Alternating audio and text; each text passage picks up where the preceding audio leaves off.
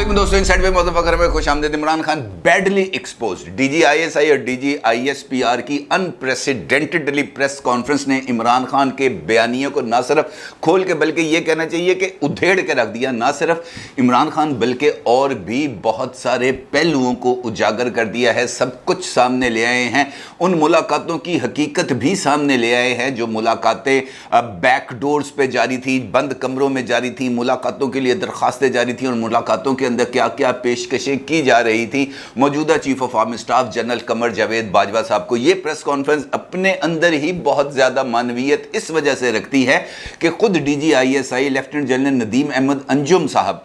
ने अपनी ही पॉलिसी को ना सिर्फ तोड़ दिया बल्कि वो खुद मीडिया के सामने आए, क्योंकि जब वो उन्होंने ये जो अपना जो चार्ज है वो संभाला था तो एक सर्कुलर जारी किया गया था, जिस सर्कुलर के अंदर नदीम अंजुम साहब की तरफ से ये बात कही गई थी मीडिया को कि ना मेरी फोटो आनी चाहिए थी पायन तो ना मेरी कोई वीडियो नशर की जानी चाहिए किसी भी टीवी चैनल पर। लेकिन अब उनको ना सिर्फ खुद सामने आना पड़ा बल्कि बहुत सारी चीज़ें उन्होंने खोल के सामने रख दी हैं। बल्कि अगर मैं ये कहूँ कि उन्होंने इस बात का भी एतराफ़ कर लिया कि पायन साढ़े को गलती हो गई है, दोबारा असी वो गलती नहीं करेंगे। तो ये गलती का भी बुनियादी तौर पर इशारा इमरान खान साहब की तरफ ही था और इसके अलावा कुछ और नहीं था। इस प्रेस कॉन्फ्रेंस के अंदर बुनियादी तौर पर अगर आपने ये प्रेस कॉन्फ्रेंस देखी है तो इसके अंदर 4-5 पहलू है जिसके इर्द गिर्द ये सारी की सारी प्रेस कॉन्फ्रेंस घूमती रही। नंबर 1, अरशद शरीफ साहब का कीनिया में होने वाला बहीमाना कत्ल। दूसरा, इमरान खान साहब के साजिशी बयानियाँ यानी cipher theory.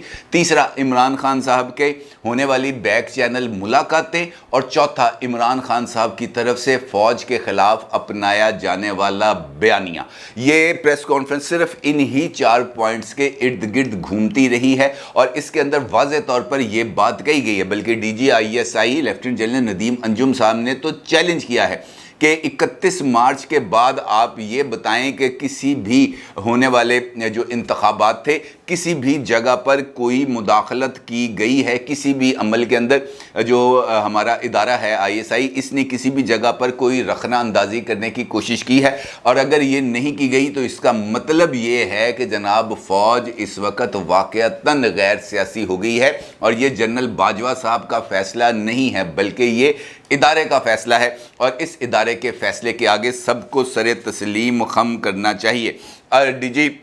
ISPR lieutenant general Babar Iftikhar साहब ने चेयरमैन जो हैं पाकिस्तान तहरीक इंसाफ इमरान खान का नाम लिए बगैर उनसे पूछा कि मैं उनसे ज़रूर ये बात पूछना चाहूँगा कि अगर आपको यकीन है कि आपकी फ़ौज का सिपा सलार गद्दार है, मीर जाफ़र है, तो माजी में आपने इसके लिए तारीफ़ों के पुल क्यों बांधे थे, मुद्दत मुलाजमत में इतनी तोसी क्यों कर रहे थे, और अगर वो वाकई आपकी नज़र में गद्दार हैं तो फिर आज भी उनसे पसे पर्दा क्यों मिलते हैं। ये सवाल बहुत ही ज़्यादा इम्पोर्टेंस का हामिल है क्योंकि इमरान खान साहब ने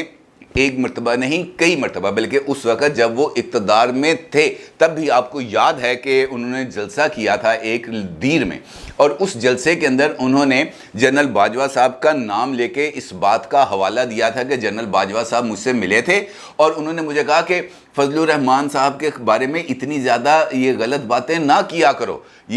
उन्होंने जानबूझकर ये जनरल बाजवा साहब का नाम लेकर इनफैक्ट जलसे में उस अमल का आगाज़ किया था जो बाद में न्यूट्रल पर आया, मीर जाफ़र पर आया, मीर सादक पर आया, जानवर पर आया और इस सब चीज़ों को लेकर वो आगे बढ़ते ही चले गए, उन्होंने किसी जगह पर रोका नहीं। इस प्रेस कॉन्फ्रेंस के अंदर इस बात का जिक्र किया गया और डीजी आईएसआई ने खुद इस बात का जिक्र किया कि इमरान खान साहब ने मार्च में यानी इस साल मार्च में जब इमरान खान साहब के ख़िलाफ़ तहरीक अदम एतमाद दाखिल कर दी गई थी उन्होंने chief of army staff general Qamar Javed Bajwa साहब को गैर मुअय्यना मुद्दत के लिए यानी जिस वक्त तक वो चाहें उनको ऑफ़र की थी कि जनाब आप सिपा सलार के ओहदे पर फाइज रहें। ये नहायत ही पुरकशिश ऑफ़र थी जो इमरान खान साहब की तरफ से दी गई कि जनाब मनु बचा लो, तुसी रहो आर्मी चीफ, मनु कोई मसला नहीं है लेकिन मुझे इक़्तिदार से मत उठाएं, आपको अल्लाह का वास्ता है। और इसका मतलब ये है कि इमरान खान साहब अपने इक़्तिदार के लिए किसी भी एक्सटेंट तक जा सकते हैं और वो उस एक्सटेंट तक गए भी और उससे वो पीछे नहीं हटे। फिर یہ بات کا بھی ذکر کیا گیا کہ جناب اگر ہم اتنے ہی برے ہیں تو ہم سے ملاقاتیں کرنے کیوں آتے ہیں، بندے کیوں بھیجتے ہیں، کیوں آپ کی یہ خواہش ہوتی ہے کہ ہم آؤٹ آف دی باکس جا کر آپ کی مدد کریں، ہم پولیٹیکل پروسیس کے اندر انٹرفیئرنس کریں، یہ کیوں آپ کی خواہش ہے، کیوں بار بار اس بات کا نہ صرف ذکر کیا جاتا ہے، اور جب آپ کو یہ بات باور کرائی جاتی ہے کہ نہیں جناب اسی نہیں کرنا، ہم نے پولیٹیکل انجینئرنگ نہیں کرنی، ہم نے پولیٹیکل انٹرفیئرنس نہیں کرنی، تو پھر آپ برا منا جاتے ہیں، پھر آپ آ کے تقریریں کرتے ہیں، پھر آپ آ کر جو ہے وہ الزام تراشی کی ایک نئی مہم شروع کرتے ہیں۔ سائفر اس کی ایک زندہ مثال ہے۔ سائفر کے بارے میں یہ انکشاف بھی کیا گیا کہ سائفر کے بارے میں عمران خان صاحب کو نہیں پتا تھا۔ کامرا کے اندر ایک میٹنگ تھی، وہاں پر ایک وہ جو ہیوی میکینیکل کمپلیکس ہے کامرا میں، وہاں پر عمران خان صاحب آئے تھے۔ یہ وہی دن ہے جس کے بارے میں میں نے ابھی آپ کو بتایا تھا کہ عمران خان صاحب نے اس کے بعد دیر کے اندر جلسہ کیا تھا۔ وہیں پر جو ہے باجوہ صاحب نے وہ فضل الرحمان صاحب کے حوالے سے بات کی تھی، اور اسی مقام کے اوپر کامرا میں ہی army chief general Qamar Javed Bajwa صاحب نے سب سے پہلے عمران خان صاحب کو سائفر کے بارے میں بتایا تھا۔ یہ انکشاف کیا ہے انہوں نے 11 مارچ کو کامرا میں سابق وزیر اعظم سے خود چیف آف آرمی سٹاف نے سائفر کا ذکر کیا، جس پر عمران خان صاحب نے فرمایا یہ کوئی بڑی بات نہیں ہے، لیکن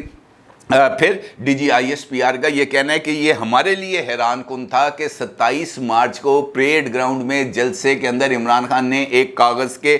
پرزے کو لہرا دیا اور ڈرامائی انداز میں ایک بیانیہ دینے کی کوشش کی جس کا حقیقت کے ساتھ کوئی تعلق نہیں تھا، اور اس کے بعد جو نیشنل سیکیورٹی کمیٹی کی میٹنگ ہوئی، اس میٹنگ کے اندر بھی آئی ایس آئی کی طرف سے بھرپور انداز میں یہ بات بتائی گئی کہ جناب یہ سائفر کے اندر کسی طرح کی کوئی سازش نہیں ہے۔ پھر اس سازش کے بارے میں آئی ایس آئی کی جو تحقیقات تھی، اس کے اوپر حکومت کو کہا گیا کہ اگر آپ یہ چاہیں تو یہ تحقیقات کو پبلک کر سکتے ہیں، لیکن عمران خان صاحب نے وہ تحقیقات کو پبلک نہیں کیا، بلکہ اس سائفر کی بنیاد پر نہ صرف سازشی بیانیہ بنایا بلکہ اس کو رجیم چینج آپریشن کا نام بھی دیا گیا۔ اسی پریس کانفرنس کے اندر اس بات کا بھی انکشاف کیا گیا کہ یہ وہی وقت تھا جب ارشد شریف اور دیگر کئی صحافیوں سمیت سوشل میڈیا ایکٹیوسٹ کو ایک مخصوص بیانیہ فیڈ کیا گیا جس کی اب حقیقت واضح ہو چکی ہے، اور اے آر وائی کے رول کو بھی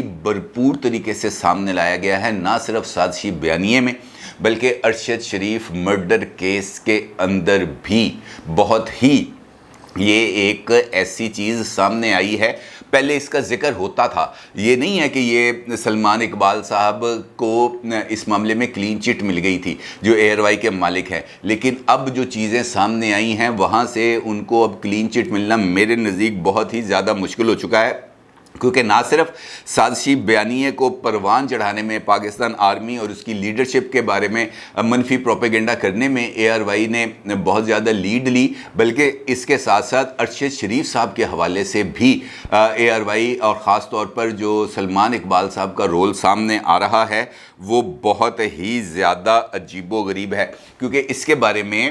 کچھ چیزیں ہیں جو سامنے آئی ہیں۔ نمبر 1، سیکیورٹی تھریٹ جو جاری کیا گیا ارشد شریف صاحب کو مخصوص حالات کے تحت، اور یہ خصوصی طور پر خیبر پختونخوا کے چیف منسٹر محمود خان صاحب کی خصوصی ہدایت پر یہ سیکیورٹی تھریٹ جاری کیا گیا، جس کے اندر یہ کہا گیا کہ جناب سپن بولدک کے اندر کچھ لوگوں کو خاص طور پر مامور کیا گیا ہے کہ جناب آپ نے پنڈی کے اندر جا کر ارشد شریف صاحب کو ٹارگٹ بنانا ہے، اور 5 اگست کو یہ جو سیکیورٹی تھریٹ ہے سامنے لایا گیا، اور اس کے بعد یہ کہا گیا کہ جناب ارشد شریف صاحب کو جو ہے وہ نشانہ بنایا جائے گا، اور اس کے بعد پھر خیبر پختونخوا کی حکومت نے، وزیر اعلیٰ خیبر پختونخوا کے پروٹوکول آفیسر نے پشاور ایئرپورٹ پر ارشد شریف صاحب کو تمام ایف آئی اے کاؤنٹرز سے سیکیورٹی کلیئرنس کے بعد ان کو پروٹوکول کے تحت جا کر جہاز میں بٹھایا اور ان کو باہر بھجوایا۔ یہ بھی انکشاف سامنے آ گیا ہے۔ اس کا مطلب یہ ہے جناب کہ جو سچویشن ہے یہ بہت ہی زیادہ گمبھیر ہوتی چلی جا رہی ہے، اور یہ جو گمبھیر ہونا ہے یہ بہت ہی زیادہ اب خطرناک سچویشن میں جا رہی ہے، اور اس کے اندر انہوں نے مطالبہ کیا ہے D G I S P R lieutenant general Babar Iftikhar صاحب نے کہ جناب سلمان اقبال صاحب کو پاکستان واپس لا کر ان کو تحقیقاتی کمیشن کے سامنے پیش کیا جائے اور ان سے اس بارے میں پوچھا جائے کہ جناب ارشد شریف صاحب باہر کیسے گئے، کہاں پہ گئے، کس کی ہدایت پہ گئے، کس کس سے ملے، کہاں کہاں پر ٹھہرے، کینیا کیوں لے کے جایا گیا، اور کینیا کے اندر وہ کہاں پہ ٹھہرے، کس کے ساتھ ٹھہرے، وہ بندہ جو ان کا ڈرائیور تھا خرم وہ کون تھا، اس کے ساتھ جو دوسرا بندہ تھا وقار وہ کون ہے، وہ اس وقت کہاں پر ہے۔ بہت امپورٹنٹ چیزیں انہوں نے کہا ہمارے پاس کچھ انفارمیشنز آ چکی ہیں، کچھ انفارمیشنز آ رہی ہیں، اور یہ جو انفارمیشنز ہیں یہ آپ کو دے دی جائیں گی، شیئر کی جائیں گی، زیادہ دور کی بات نہیں ہے، بہت جلد یہ تمام حقائق آپ کے سامنے رکھے جائیں گے۔ اور اس کا مطلب یہ ہے جناب کہ یہ میں نے آپ کو یہ بات میں آپ کو بتا دوں، ارشد شریف صاحب کی نماز جنازہ بھی ہو گئی ہے اور ان کو سپرد خاک بھی کر دیا گیا ہے، وہ لحد میں تو اتر گئے ہیں، لیکن یہ بات آپ آج میری لکھ لیں کہ ارشد شریف صاحب اپنے ساتھ کئی لوگوں کو اپنے ساتھ لے کر وہ لحد میں اترے ہیں، بہت سارے لوگوں کے آگے اب انہوں نے فل سٹاپ لگا دیے ہیں، اور اس عمل کا اب آغاز ہونے جا رہا ہے۔ یہ کام کہیں رکنے والا نہیں ہے، یہ اب آگے بڑھے گا، کیونکہ خود اب اس بات کی اگر یہ بات کہی جا رہی ہے کہ تحقیقاتی کمیشن بنایا جائے، international organization, journalist rights organization, human rights organization, اور پاکستان کے اندر جرنلسٹ کمیونٹی کے لوگوں کو بھی اس تحقیقاتی کمیشن کے اندر شامل کیا جائے، تو اس کا مطلب یہ ہے کہ بہت کچھ کھل کے سامنے آئے گا، بہت سارے لوگوں کے ارد گرد گھیرے کو تنگ کر دیا جائے گا، اور بہت سارے نام سامنے آئیں گے، یہ تانے بانے بہت دور تک جائیں گے۔ یہ بات آپ میری لکھ کے لے لیں، یہ کہیں پر رکے گا نہیں یہ معاملہ۔ پھر اگر ہم یہ کہیں کہ جناب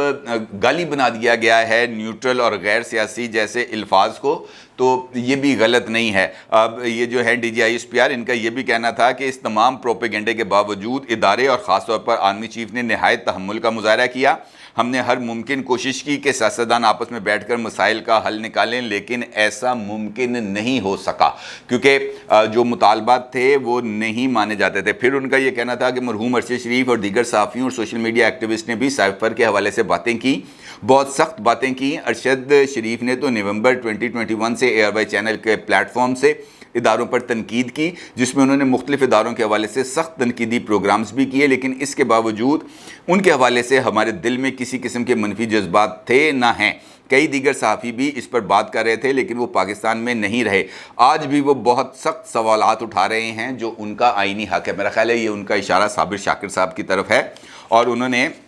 واضح طور پر یہ بات کہہ دی ہے۔ اب اگر یہ جو سچویشن ڈیولپ ہو گئی ہے جو میں نے آپ کے سامنے رکھی ہے، عمران خان صاحب کے حوالے سے، ارشد شریف صاحب کے حوالے سے، اے آر وائی کے حوالے سے، سائفر کے حوالے سے، نیوٹرل کے حوالے سے، اور اس کے اندر جو اب سامنے آ رہی ہیں چیزیں، وہ مجھے یہ لگ رہا ہے کہ عمران خان صاحب اس سارے یہ جو میں نے آپ کو سارے نکات بتائے ہیں، اس کے جو تانے بانے ہیں، اس کی جو نیٹنگ ہے، وہ ساری کی ساری عمران خان صاحب کے ارد گرد ہے۔ عمران خان صاحب اس سے باہر نہیں نکل سکتے، چاہے وہ لانگ مارچ کر لیں، چاہے وہ دھرنا دے دیں۔ اب میرا نہیں خیال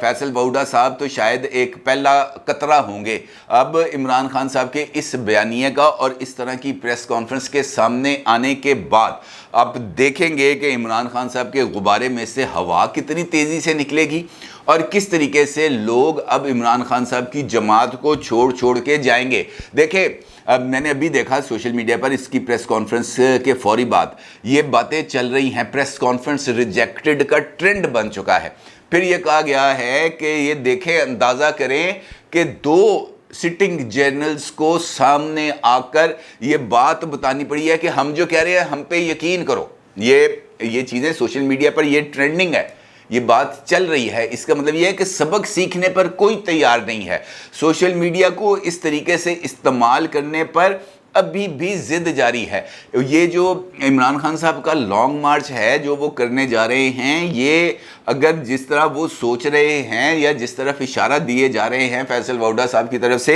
یہ اگر اسی طرف آگے بڑھیں گے تو پھر سنگین قسم کے خطرات لاحق ہیں۔ اس کو ہم کسی بھی طریقے سے آسانی کے ساتھ اس کو رول آؤٹ نہیں کر سکتے. ندیم انجم صاحب, اگر لیفٹیننٹ جنرل ندیم انجم صاحب منظر عام پر آئے ہیں اور آ کے ان کا یہ کہنا ہے کہ جناب میرے سینے میں بہت سارے راز ہیں جو میں ساتھ لے کر ہی قبر میں اترنا چاہوں گا, لیکن اگر کچھ سچ مجھے بولنے پڑیں گے اور سامنے آ کر بولنے پڑیں گے تو میں وہ سامنے آ کر بولوں گا. انہوں نے کہا کہ یہ آرمی چیف کو مدت ملازمت میں توسیع کی پیشکش جو ہے وہ میرے سامنے کی گئی تھی, مارچ میں کی گئی تھی. نام نہیں لیا انہوں نے کہ کس نے کی پیشکش. آپ کو پتا ہے کہ مارچ کے اندر کون تھا وزیر اعظم؟ عمران خان تھے وزیر اعظم. عمران خان کے علاوہ کوئی اور یہ پیشکش نہیں کر سکتا تھا. پھر یہ بات بھی طے ہے کہ اگر آج آپ کو وہ نیوٹرلز جو ہیں وہ برے لگ رہے ہیں, وہ ان کا غیر سیاسی ہونا برا لگ رہا ہے, تو پھر ماضی کے اندر تو آپ نے بھی زمین اور آسمان کے کلابے منائے تھے, آپ نے بھی تو تعریفوں کے پل باندھے تھے, تو اس سے پیچھے نہیں ہٹا جا سکتا. قانون کے مطابق اگر انہوں نے رہنا ہے, اگر اس بات کا انہوں نے فیصلہ کر لیا ہے کہ ہم نے غیر سیاسی رہنا ہے, تو اس میں ان کو غیر سیاسی رہنے دینا چاہیے. کھینچ کے سیاست میں نہیں لا کے ان کو انوالو کرنا چاہیے, کیونکہ اس صورتحال میں جو میں نے آپ کو بتا رہا ہوں کہ واقعتاً اب یہ سنگین صورتحال ہے. 2 جنرلز کا, سٹنگ جنرلز کا, ایک D G I S P R کا, ایک D G I S I کا, ایک ساتھ بیٹھ کے پریس کانفرنس کر کے اپنے پوزیشن کو واضح کرنے کا مطلب یہ ہے کہ فوج اب اپنے اوپر کسی طرح کا کوئی الزام برداشت نہیں کرے گی, کسی بھی صورت, چاہے وہ کوئی بھی لگائے, عمران خان لگائے, معظم فخر لگائے, ایکس وائی زیڈ لگائے, کوئی بھی لگائے. زیرو ٹالرنس ہے, زیرو ٹالرنس. اور اس کا مطلب یہ ہے کہ اس کے بعد اگر اب دوبارہ کوئی حرکت کی جائے گی, کوئی ایسا عمل کیا جائے گا, کسی بھی چیز کو سٹیک پر لگایا جانے کی کوشش کی جائے گی, تو پھر رد عمل آئے گا.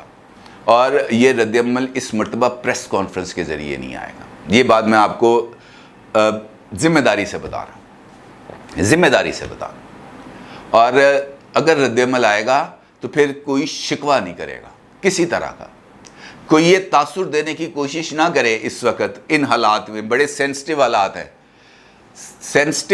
ہیں اس وقت بہت زیادہ. یہ پریس کانفرنس غیر معمولی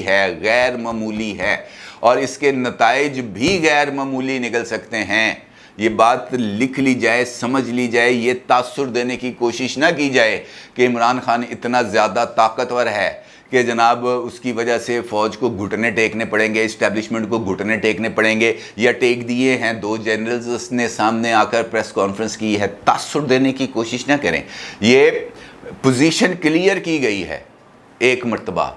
بتایا گیا ہے کہ جناب لسبیلا واقعے کے بعد بھی جو چیزیں چلی تھیں اس کو صرف اس وجہ سے نظر انداز کیا گیا تھا, انتہائی ناپسندیدہ تھیں, نظر انداز کیا گیا تھا. تو کچھ وجوہات تھیں جن کی وجہ سے نظر انداز کیا گیا تھا. عاصمہ جہانگیر کانفرنس کے اندر جو نعرے بازی کی گئی تھی, کچھ وجوہات تھیں نظر انداز کرنے کی, لیکن اس کے باوجود جو سخت پیغام تھا وہ اس حکومت کو بھی بھجوایا گیا تھا. پھر سابق صدر نے بھی مذمت کی, پھر موجودہ وزیر اعظم نے بھی کی, پھر وزیر قانون نے بھی کی, وزیر داخلہ نے بھی کی, وزیر خارجہ نے بھی کی. کیا مطلب ہے اس بات کا؟ اس کا مطلب یہ ہے کہ آپ اگر اپنی حد میں رہیں گے تو ہم بھی اپنی حد میں رہیں گے. اب یہ پیغام ہے میرے خیال میں, اس پریس کانفرنس کا یہی ایک پیغام ہے کہ آپ اپنی حد میں رہیں, ہمیں اپنی حد میں رہنے دیں. آپ اگر حد سے نکلیں گے تو پھر آگے ڈیڈ اینڈ ہے, اور اس ڈیڈ اینڈ کا مطلب آپ زیادہ اچھے طریقے سے سمجھ سکتے ہیں. اپنی رائے کا ضرور اظہار کیجیے گا. آپ کا بہت شکریہ. اللہ حافظ.